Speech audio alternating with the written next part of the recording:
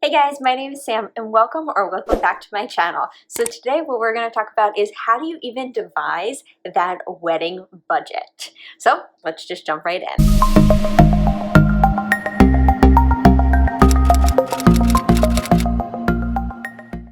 So first, I mentioned in a previous video, I'll actually link that above, but your budget is one of the most important things and one of the first things that you should be doing, because you can't pick your venue, you can't pick your dress, you really can't do anything until you devise that budget. So now how do we devise that? Well, what you first have to do is you have to see, okay, how much money do I make? How much money do I spend? Now, not just how much money do you spend in general, but how much money do you need to spend on necessary things? For example, groceries, rent, mortgage, whatever you absolutely need to spend money on, and then subtract those two. There's probably going to be something left over. Now, if there isn't, no big deal, or if there's only a small amount left over once you subtract them, at the end of this video, we're going to talk about a few more things of how to work with a smaller budget. But with that, what you want to do is subtract those two and then see how much is left over. That is your wedding planning budget. Now, on top of that, you may be getting outside resources, some help from maybe family or friends. So definitely talk to your family or friends and see how much they're willing to participate in your day. Once you designate and once you say, okay, I take how much money I have and subtract it, and you see how much money you have left over, now that is your budget, and you now can designate how much money you want to spend per item. Now, how many items are there, and how do you know how much you want to spend per item?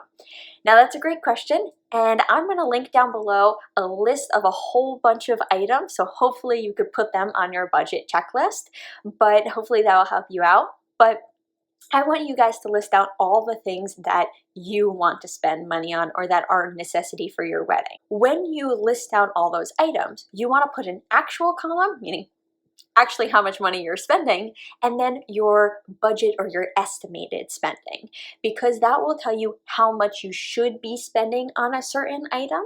When you make that estimated guide, do not just pull like numbers out of thin air. Because I made that mistake at the beginning. I was like, oh, I think a photographer is going to cost X amount of money. And I just went and put that in. And I was like, oh, my budget should be this. Great. Now let's go, and match those budgets. And then I started looking up a photographer. And I live in the New Jersey, New York City area. So you can imagine how expensive prices are.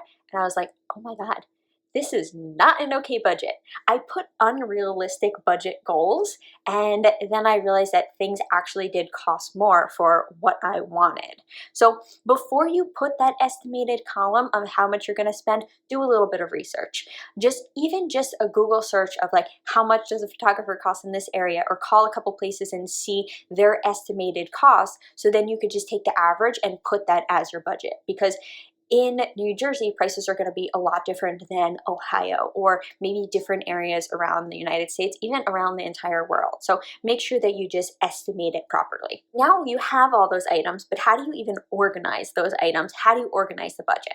Now, I highly suggest to use Google Sheets. It's basically exactly like it's about like Google Excel, but it actually has a wedding planner built into it. All right, so we're gonna open up Google Sheets here. I'm just gonna click it, and you're going to open up a new template. Now see here where it says new template, I'm gonna click on that, and it's actually gonna give me a bunch of different ones, and there's one that's actually called Wedding Planner. So I'm gonna click on that Wedding Planner one, and this is what it's going to look like. So I use actually all of the items on this wedding planner. Right now we're just going to go over the budget and the detailed budget tab, but if you want me to go through all of these and how to use this and how to navigate this, I could definitely make another video on that. Just comment down below, let me know if you want that video. But we're going to jump over to the budget estimator. So when we jump to this, you could see that the budget here, they give themselves $25,000. You could give whatever budget you want there, but it breaks down how much you should be spending on the like big ticket items, or essentially what this hypothetical person here on this budget estimator spent on all these given items. It gives you the actual spending as well, and that's where you're going to put in how much you actually spend, and then it gives you the percent of how much per unit of your budget this has taken up. So that just gives you the rough estimate. However, if you click on the detailed budget, The detailed budget breaks down every single item. Now, this is the category that I want you guys to put every single item.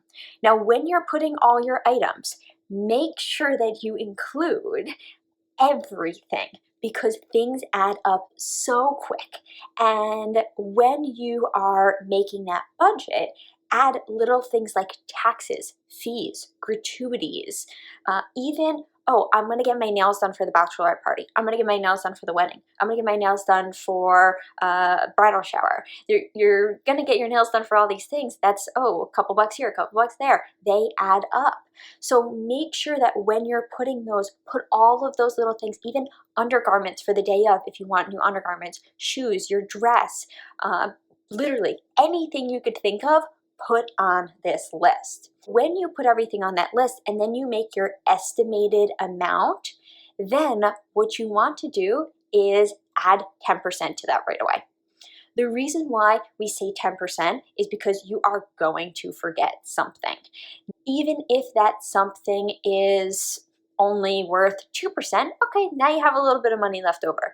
But at least you have that designated budget, because what happens later on where you forgot to add in gratuities, you forgot to add in that 20% gratuity that maybe is included in your venue. And now the day of, they say, okay, your payment is due in 2 weeks and this is how much it is. And you're like, oh my God, I don't have that money. I can't pay for that. It's going to cause a lot more stress. So adding that 10% right off the bat is going to help out tremendous. All right, so once you add everything into that wedding budget, now comes actually spending the money. Now, spending the money, you want to always be under your estimated budget. So let's say your estimated budget for a dress was $800, just throwing a number, it could be more or less, but let's just say it's $800. You don't want to spend $850 on that because now you just went over budget in that category. So make sure that you always stay under budget per item. Obviously, if there's one item that you really like, then make sure that you alter your budget for the other item. If you spend $50 more here, you need to take $50 away from somewhere else. So monitor that. Also, when you buy any little item for your wedding, put it on this budget sheet. Even if you go to the store and you're like, oh, there's this cute little trinket that would be great for our, guest book table. Well, if it's $5, put $5 and type that in. It'll help you better keep track of all your finances, which later down the line, you're going to appreciate it. It's going to be very, very helpful in planning for your future and making sure that all your expenses and all of your finances are in line. That brings me to my next point of do not go into debt because of this wedding. If you cannot afford a big grand wedding, that is okay. There are so many alternatives that you can do besides taking out a loan. Taking out a loan for your wedding, this is supposed to be you starting your life with your significant other. You don't want to start it with debt. Paying that back every single month, trust me, you will regret it down the line. I know so many brides that have thought about it and are so, so happy that they did not take out a loan, because even though that one day would have been so special, the rest of their life they would have been paying for that. So I really, really suggest do not do that. But if you don't have a lot of money and you want to try to figure out ways around this, I'm going to post another video in a couple weeks about how to budget and how to manage on a small budget for a wedding. But meanwhile, just a couple general tips is your head count, lessen your head count. Even though it may stink because you want to have a lot of people there, and there's a lot of people that want to spend that special day with you, but keep in mind your head count is your biggest factor of your budget. Because if you have 10 people versus 200, you have to feed 10 people versus 200. You have to entertain that many people. You need a venue to hold that amount of people. Cutting down that guest list, maybe even cutting down plus ones. And if you're unsure about your guest list, again, I'll link up here, I have another video on who you should invite to your guest list, but make those requirements for your guest list smaller, more intimate. On top of that, you don't need to buy a venue. You could, or rent a venue, I should say, you're not going to buy a venue, but you should not rent out a venue if you can't afford it. Go have a backyard wedding. Maybe a nearby park has a really nice area. Feel free to do that as well. There's so many alternative options. Even doing more of potluck styles. Again, I have a video of a more like potluck DIY dessert table, so feel free to take a look at that as well. There's so many different options that can help with your budget rather than going into debt. So again, I hope that you guys enjoyed this video. I hope this helped you kind of designate your budget a little bit and understand a little bit more about where your money should be designated. But also one last point that I wanted to mention that I forgot to mention previously is sit down with your partner and really say what is worth it. Because if you guys really, really care about a photographer, then that is going to be worth it. If you don't care about having a photographer and just everyone capturing those candid pictures on their smartphones is perfect, then that's okay. You don't need to spend a lot of money on that. Maybe if you are not big drinkers, maybe scratch the bar. Maybe if you're not big dancers, maybe scratch things, maybe the DJ. It really depends on you and your day and what you want for that day. When you're planning your budget, make sure that you designate it to what you think is most important. Even just sitting down and having your to-be husband write down his 3 most important things, and then you write down your 3 most important things, not looking at each other's, and then you also write down your 3 least important things. Then those least important things, those are put to the back burner for your budget, and the top ones, those are the ones that are put to your forefront for your budget. If you guys have any other ideas for kind of budget saving tips or even how to designate that budget, again, feel free to comment down below. Give this video a like if you did enjoy it. If you watched to the end, also give this a subscribe, and feel free to check out all those other videos that I mentioned before. I'll post a couple here at the end too, so you guys could watch a little bit more on wedding planning. So best of luck with your wedding planning, and I'll see you in the next video. All right, bye guys.